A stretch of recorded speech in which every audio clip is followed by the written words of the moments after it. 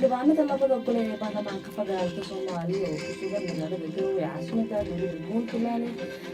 xabsan maxamed xuseen wariye ka howlgasho warbaahin ku hadasha afka dowladda Puntland ardayad wax ka barata mid ka mid ah jaamacadaha Garowe ku yaal ganacsato iyo hooyo haatan korinaysa 3 caruur ah oo ay iyadu dhashay intaas oo idil ayay xabsa si maalinle ah u qabataa haatan oo ay saacadu tahay 1 duhurnimo waxay ku jirtaa tabinta warka duhurnimo oo ay maalin kasta halkan ka soo jeediso shaqadan aan hayo ee warbaahinta iyo shaqada aniga personalka ah hooyanimo waxaan isku wataa time by digsan iyo blind markaan ilmahayga iyo reerkayga aan soo shaqeeyo hawlahooda u soo dhameeyo baan tan imaada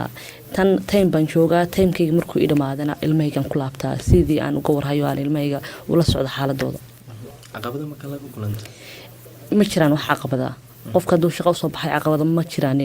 maqaaxida Royal Cafe oo ay hirgelisay dabiiqadii 2019 ayay si maalinle ah u timaadaa iyadoo waqtiyada qaar caawisa shaqaalaheeda ka shaqeeya xarunta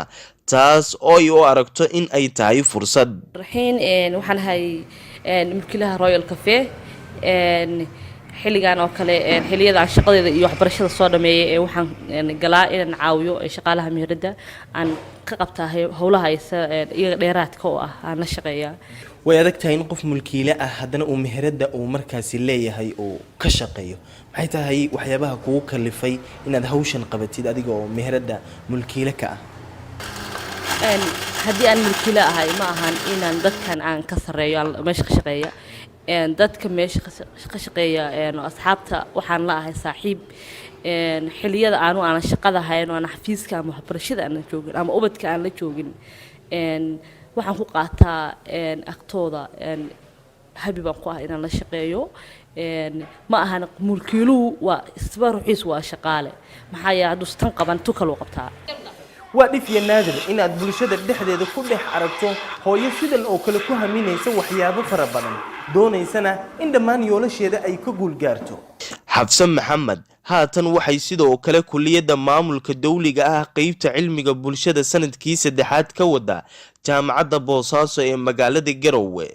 intaas oo idil kama mashquuliyaan howlaheeda guriga iyo in ay ubadkeeda waqti la qaadato iyadoo u aragta in ay agjooga ubadkeeda uga muhiimsan tahay shaqooyinkeeda kale xaqiiqatan inaan ubadkeeda waqti la qaato shaqo kasto aan hayo iga mashquuliso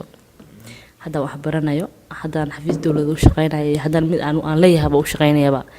waqtiga ilmahayga aan la qaadan lahaa waa jecelahay waxaan ka jecelahay shaqooyinka aan hayo dhan inaan iyaga waqti la qaato muhiim bay tahay waxaan ku qaataa agtooda farxad ana waxbarashada jaamacadda aadaya oo shaqada xafiiska aadaya oo shaqadii kale aan goonida u ahaan aadaya ba haddana waxaan jecelahay inaan ilmahayga maalintii dhowr jeer arko waan ii suurowdaa maxaa yeelay si kastoo aan u ordayo haddaan iyaga agtooda aanan kasoo qaadan warbixin aan kasoo qaadan xaaladooda aan la socon maskaxda iima degto xabso maxamed xuseen waxay tusaale u noqonaysaa haween badan oo aaminsan inaysan dumarka waxba qabsan karin farax maxamed khaliif farax yemani Honkebel TV magaalada Garowe